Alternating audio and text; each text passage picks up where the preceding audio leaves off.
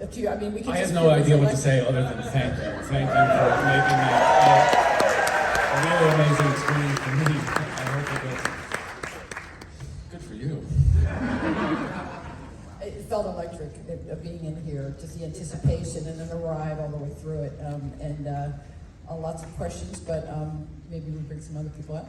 Yeah, absolutely. Let's bring all our, Kevin Etten first, co-writer.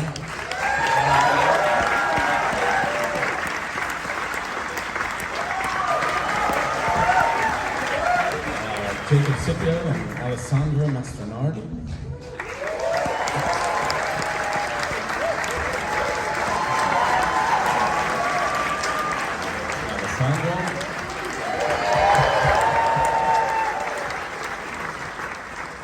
And Lily Sheen.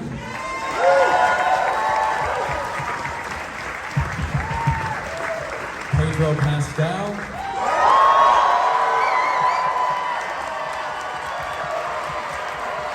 don't have to do that, Pedro. You do not have to do it.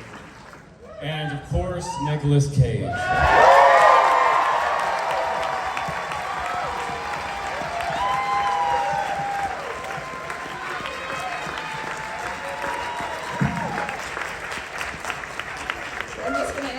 Take one step forward. Thank you.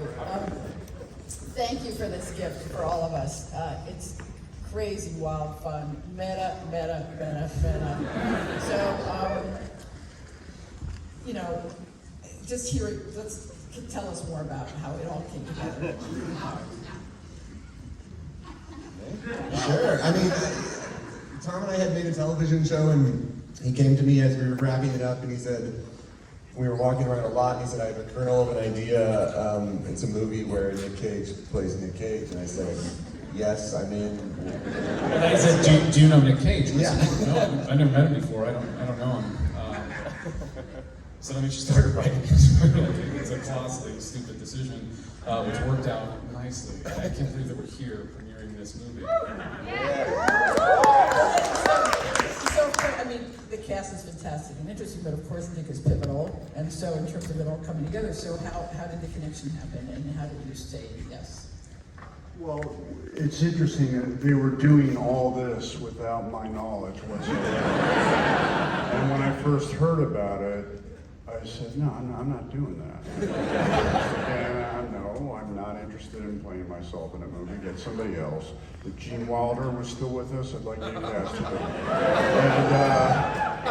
And then Tom wrote me a very thoughtful, very enthusiastic letter, and I realized that he wasn't trying to do like a Andy Samberg SNL sketch mocking whatever so-called Nick Cage is, but that he actually was interested in some of the earlier work and wanted to maybe showcase that, bring some of that in, the gold guns and the references to some of the other movies. And I thought, okay, well this guy is serious and he's intelligent, so that's what did it. That I wanted to do it. And I wanted to play Nicky. I thought Nicky was fascinating, this young version. And then he wrote these beautiful vignettes, which you might hopefully get to see in the Blu-ray at some point, of the cabin of Dr. Caligari. And so you have Ben Sanderson in Caligari makeup and black and white. You have Castor Troy in Caligari makeup and black and white. And you have Memphis Reigns in Caligari makeup and black and white. That was so cool to me, and that's why I really wanted to make the movies. Release the carrot that we got. I begged him, basically, is what he's not saying. But getting him to come on board and say yes and shape the character. Some of the most interesting moments, I think, for me were when the real Nicolas Cage and the Nicolas Cage that we created started to intersect, and they were sort of fascinating moments on set. One in particular I tell people is when he's at a low point in this movie, and he walks into the pool, and it's a shot from Leaving Las Vegas, and that's sort of a high point in Nick's career, and it's the lowest point in this movie. And we were about to shoot it, and I was explaining to Nick, I said, so you're gonna come in, you're gonna go in the pool, and you're gonna be down at the bottom, and he just, let me stop you right there. I know, I've already done it. I didn't do it with Pedro Pascal.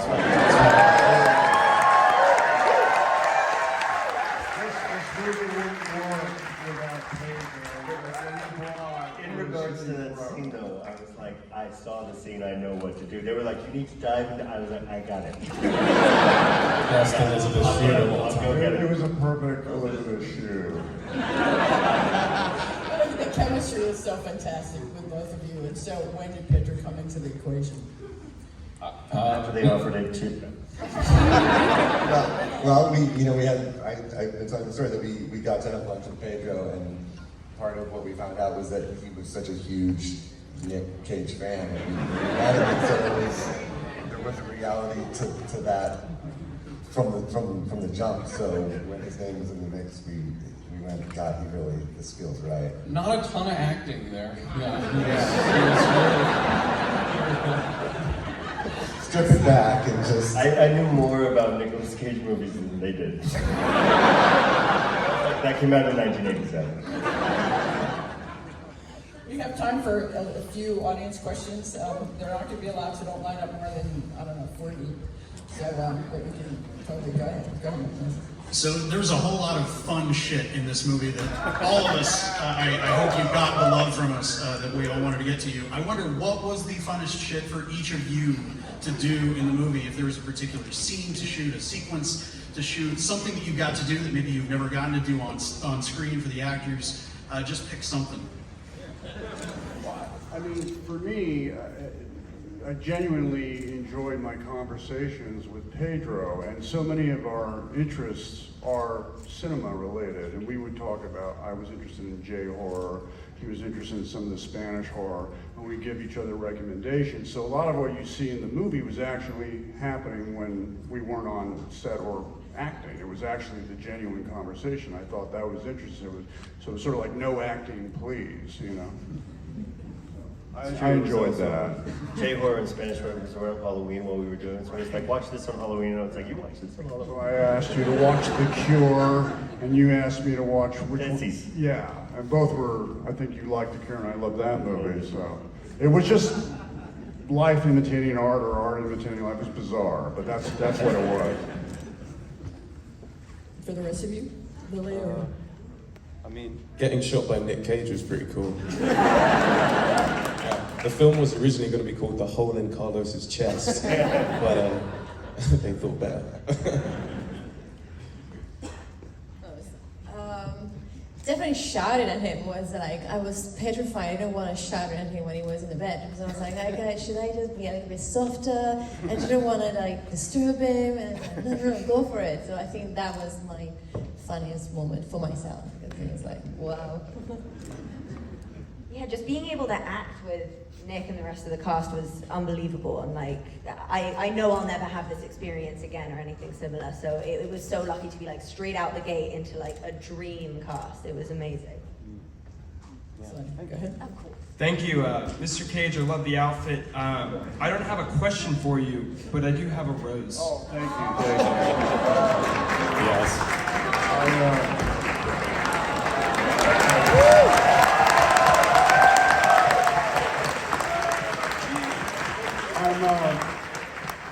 I'm a big fan of shortbread, so I wanted to wear my shortbread tin can looking outfit, my plaid. I was looking for a time to break out my plaid, and I couldn't think of a better place to do it than South by. So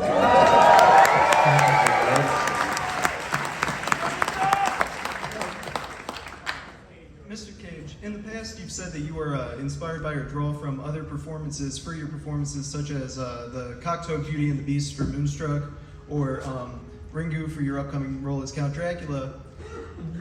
What can you possibly draw from or be inspired by for these two Nick Cages in the film?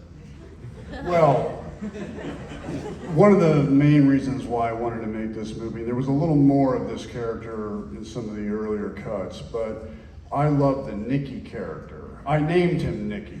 Originally it was just young Nick Cage, and I looked at an old interview I did in England on the Wogan show, where I was literally front handspringing. I was promoting Wild Heart front handspringing, doing karate kicks, throwing money out of the audience. I go, well, that guy is a really obnoxious, arrogant, irreverent madman. And I think he needs to be in this movie. So that was the inspiration for young Nick. They were talking a little bit about like Cameron Poe from Con Air. I said, but that's cool, but that's not Nick. That's Con Air. That's Cameron Poe. That was Nick. That was Nick in 1990. And I'm so glad I'm nothing like that person anymore. But I was happy to bring him back. The other inspirations, you know, I've been, as you hopefully may have noticed, I've been trying to get back into my dramatic roots and back into my independent, which is my base. You know, I'm always going to go back to that. But I was thinking a lot about Tony Curtis and how Tony Curtis could play the Boston Strangler, and then he could be in movies like Sweet Smell of Success and Some Like It Hot. And I was like, well, that guy has range. Let's get back to some comedy, and let's flex a little bit, do the comedy and the drama. So thankfully, Kevin and Tom allowed me to do that with this.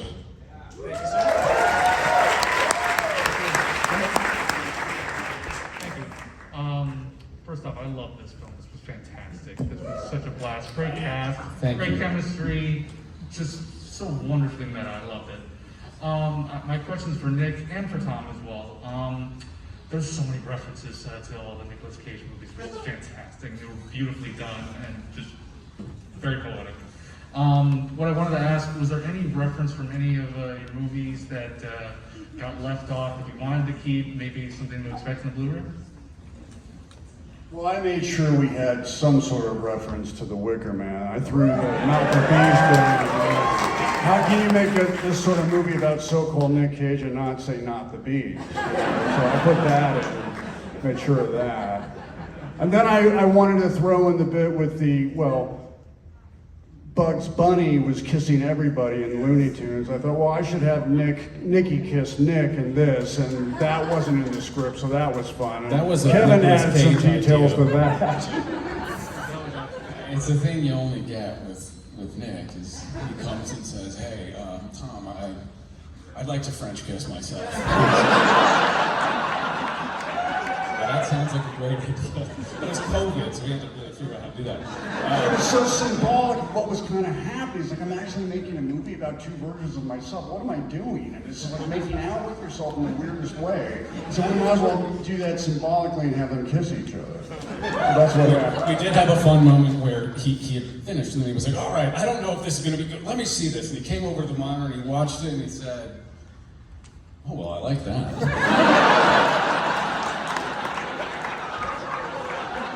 In the film. These are the last two. Go ahead. Go ahead. And then your last. First of all, Mr. Cage, I will never forget the first time my dad showed me Birdie. That is a memory that will live in my head forever, so thank you. Thank you for watching. Thank you, Dad, too. And the question is it strange at all playing a version of yourself that is written by somebody else? What was that line that Jeremy Irons said in that movie that they shot in Rhode Island? He said, one actor says, a reversal of fortune. And one actor says, you're a very strange man. And he looks at me and goes, you have no idea. That's how strange. You have no idea. It was a high wire. It was terrifying. No muscle in my body told me to play any version of myself in a movie, and because it scared the crap out of me, I knew I had to do it. Yeah.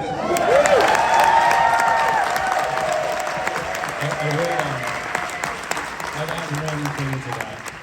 He would often come over and say to us, he goes, well, there's a guy who lives in Las Vegas, and there's leather jackets and rings, and he wouldn't say that. And I'm like, oh, you mean you? And he'd say, yeah. And I said, what's that? It's a character based on me. He would go, he has my name. And I'd be like, oh, come on, man, just do the line. Because you never like to call yourself in the first, I'm Nick Cage things. I mean, you don't want to say that. You don't want to talk. It's just epitome of egotistical. So I would say, well, I know this guy that lives in Las Vegas, Nevada. He has a leather jacket. He likes to wear some gold jewelry. He wouldn't want me to say that. See, this is the Cage I love. Neurotic Cage. And I said to him, Neurotic Cage is the best Cage. I think about you perhaps more than you think about you, which is weird for both of us. But I think that's the best Cage. And you just start laughing and then we do the scene. This is this is what happened. I call him the mind, because all this is coming from his mind. This is his interpretation of me. And I said, but Tom, I actually have really quiet moments at home reading with my cat. And I go, but don't you want to put anything like that? No, it's not fun. Neurotic Cage is the best Nick Cage. Very slowly, you're going to become the character from the movie. Hey y'all, I want to say acting was phenomenal from everybody, directing the best.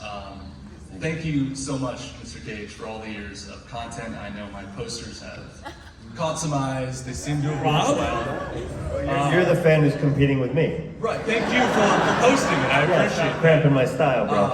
I'm sorry. I want to say the last two roles you had, more Mark style, more little dialogue, action speaking louder than words. Wondering if you love that style and if there's any sort of style or genre of acting that you want to get into that you haven't necessarily been able to dive into yet. Well, I have never done a musical.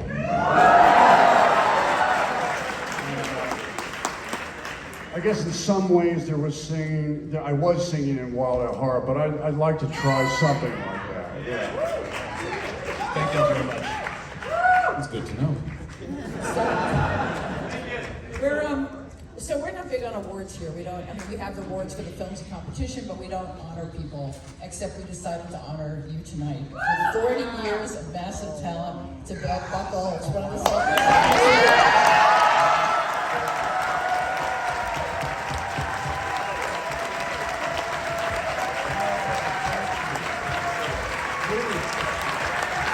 You guys are real.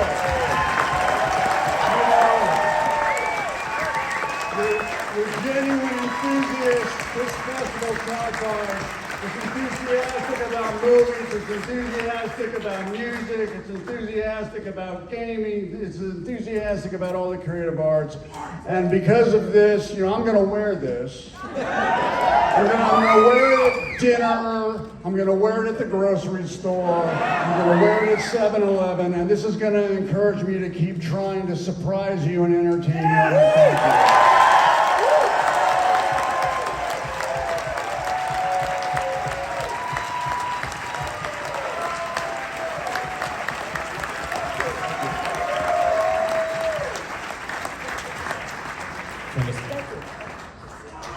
Thank you, everybody. This was amazing. Thank you so much.